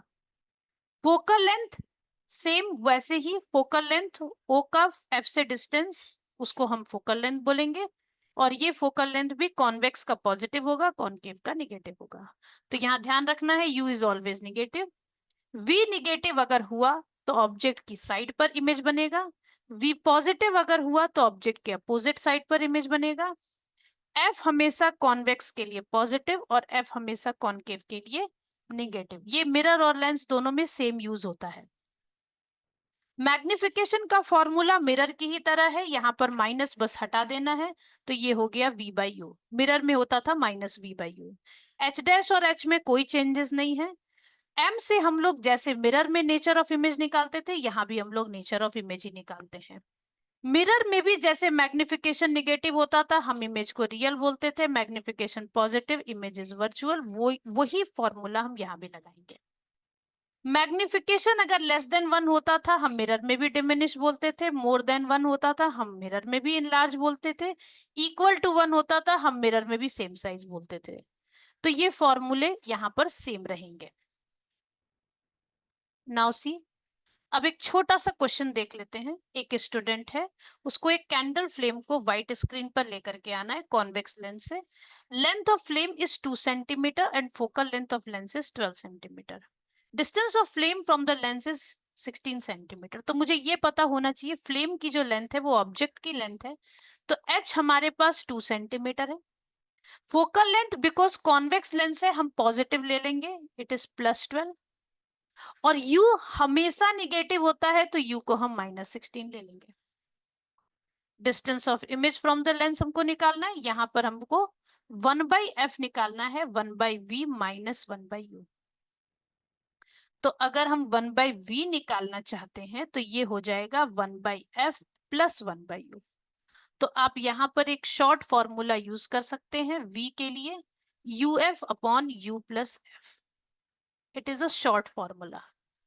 तो यहाँ फटाफट निकाल लेते हैं, -16 इंटू -12 सॉरी +12 अपॉन -16 +12। तो ये हो जाएगा -16 into 12 upon -4, minus minus cancel कर दीजिए, तो your answer will be 48 centimetre. तो 48 centimetre on the opposite side of lens, ये यहाँ पर हमको इमेज का फॉर्मेशन होगा। तो 48 सेंटीमीटर पर स्क्रीन को रखना चाहिए। लेंथ ऑफ इमेज पूछ रहा है तो पहले मैग्निफिकेशन निकाल लीजिए। मैग्निफिकेशन के लिए माइनस नहीं, माइनस हम लोग मिरर में यूज करते हैं, प्लस हम लोग लेंस में यूज करते हैं। तो v हमारा आया है 48 और u हमारा था -18, इट विल बी -4। तो इसका मतलब मैग्निफिकेशन -4 हो जाएगा, और मैग्निफिकेशन का फॉर्मूला हम h' h लगाएंगे यहाँ पर। तो मैग्निफिकेशन हो जाएगा h' और हमको h' निकालना है, -4, h हमारा 2 है तो h' हो गया -8 सेंटीमीटर। मतलब 8 सेंटीमीटर का हमको इमेज का फॉर्मेशन होगा। नाउ सी, बिल्कुल इसी तरह हम एक और क्वेश्चन कर सकते हैं। एक ऑब्जेक्ट 5 सेंटीमीटर हाइट का है, उसको 20 सेंटीमीटर के डिस्टेंस पर रखा गया है, कॉनकेव लेंस है, उसकी फोकल लेंथ 18 है। तो सबसे पहली बात तो बिकॉज लेंस कॉनकेव है हम इसका फोकल लेंथ निगेटिव कर लेंगे। हाइट हम 5 सेंटीमीटर ले रहे हैं, ऑब्जेक्ट 20 सेंटीमीटर के डिस्टेंस पर रखा हुआ है, तो u हमारा -20 है। नाउ हमको इमेज डिस्टेंस और मैग्निफिकेशन निकालना है, तो हम v यहाँ पर निकाल लेंगे, u प्लस एफ, सॉरी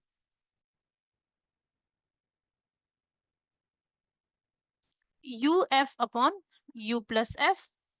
तो ये हमारा हो जाएगा -20 into -18 upon -20 -18, it is what -20 -18 upon -38, minus minus cancel कर लीजिए, तो इट इज 180 अपॉन 90। ये इमेज का डिस्टेंस हो गया।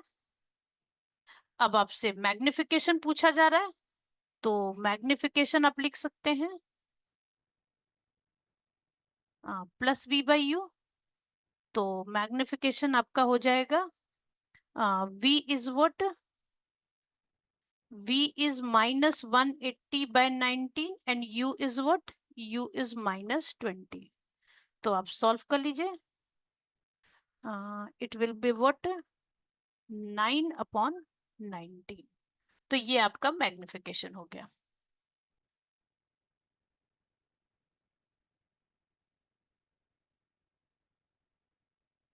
Compare the value of magnification. Magnification की जो वैल्यू होती है कॉनकेव और कॉन्वेक्स लेंस से जो भी बनती है, तो वर्चुअल इमेज तो जरूर बनता है कॉन्वेक्स और कॉनकेव में, लेकिन कॉनकेव का जो वर्चुअल इमेज होता है वो डिमिनिश होता है। तो इसका मतलब इसमें मैग्निफिकेशन लेस देन 1 होता है, जबकि कॉन्वेक्स लेंस में जो वर्चुअल इमेज बनता है उसका मैग्निफिकेशन मोर देन 1 होता है। तो ये एक डिफरेंस है। नाउ सी, अगर आपसे कॉन्वेक्स लेंस का यूज पूछा जाए तो कॉन्वेक्स लेंस को माइक्रोस्कोप, कैमरा, मैग्नीफाइंग ग्लास और हाइपरमेट्रोपिया जो डिसीज होती है जिसमें हमको नजदीक की चीजें नहीं दिखाई देती हैं, उसको करेक्ट करने में यूज किया जाता है। कॉन्वेक्स लेंस का यूज करते हैं मायोपिक आई में, जिसमें हमको दूर की चीजें नहीं दिखाई देती हैं। और अगर कोई स्पाई होल कैमरा, जैसे हमको कोई घर के बाहर जो लगाए जाते हैं मेन गेट्स पर, वहां पर हम लोग यूज करते हैं। Now see the last topic is power. Power क्या होती है? कितनी एबिलिटी है किसी लेंस की किसी रे को कन्वर्स करने की या फिर डाइवर्स करने की, इसी को पावर बोला जाता है। पावर का formula P is equal to 1/f होता है, जहां आपको ये दिमाग में रखना है कि F should be in metre. अगर आपका F सेंटीमीटर में गिवन है तो आप ये वाला फॉर्मूला यूज कर सकते हैं, P is equal to 100/f। पावर की SI यूनिट डायप्टर होती है, कैपिटल D से रिप्रेजेंट करते हैं। कॉन्वेक्स लेंस के लिए पावर पॉजिटिव होती है और कॉनकेव लेंस के लिए पावर निगेटिव होती है। ये आपको याद होना चाहिए। अगर आप 2 या 3 लेंसेस को कंबाइन करते हैं तो पावर को आप डायरेक्टली ऐड कर सकते हैं। लेकिन अगर आपको फोकल लेंथ गिवन हो तो फोकल लेंथ को ऐड करने के लिए पहले उसका रेसिप्रोकल करके तब आप उसको ऐड करेंगे, ऐसे डायरेक्ट ऐड आप नहीं करेंगे। अब हम एक क्वेश्चन देखते हैं। जैसे ऑप्टिकल, ये केस बेस्ड टाइप का क्वेश्चन है। इसमें कुछ लेंसेस को क्या किया गया है, कंबाइन किया गया है, P1, P2, P3 इस तरीके से। अब आपसे ये पूछा जा रहा है कि इसमें कॉन्वेक्स और कॉनकेव लेंसेज मिक्स हैं। What is the nature of combination of convex lens of power +4D और -2D? तो सिंपल आप क्या काम करेंगे, +4 और -2 को सॉल्व कर लेंगे। Now it is +2 dioptre. Power को आप सिंपल ऐड कर सकते हैं। तो नेचर इसका हो जाएगा कॉन्वेक्स लेंस जैसा। कॉन्वेक्स लेंस जैसा मतलब इसका नेचर कैसा हो जाएगा, कन्वर्जेंट। फोकल लेंथ आपको बोला जा रहा है -2.5 डायप्टर का, तो फोकल लेंथ का फॉर्मूला लगा लीजिए, P is equal to 1/f, तो F is equal to 1/p। तो दिस इज 1/-2.5, डेसिमल हटाइए, ऊपर डाल दीजिए जीरो को, तो ये हो गया आपका -2/5। तो -2/5 मीटर मतलब -0.4 मीटर, या आप बोल सकते हैं 40 सेंटीमीटर। -40 सेंटीमीटर इस लेंथ का फोकल लेंथ हो गया। थैंक यू बेटा, आई होप आप सबको समझ में आया पूरा चैप्टर।